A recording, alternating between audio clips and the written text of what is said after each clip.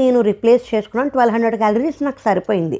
Third ట్రైమిస్టర్లోకి వచ్చేసరికి 300 to 350 calories. అదంటే అది వాళ్ళ ఓపికను బట్టి, వాళ్ళ బలాన్ని బట్టి అది ఉంటుందన్నమాట.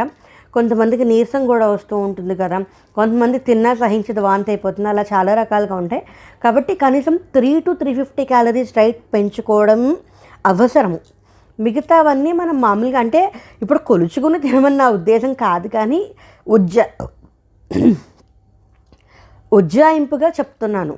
మనకి ఇంకొకటి, మనకి కడుపు నిండిందా నిండలేదా, మనకి ఆకలిస్తుందా, ఇప్పుడు పొద్దున్న బ్రేక్ఫాస్ట్ చేసి మధ్యాహ్నం లంచ్ చేసి మధ్యలో ఇంకొకసారి తినాలా, ఈవినింగ్ స్నాక్స్ ఇంకొక 2 స్నాక్స్ ఎక్కువ తినాలా, అలాగ మనం ఉజ్జాయింపుగా చూసుకుంటే సరిపోతుంది.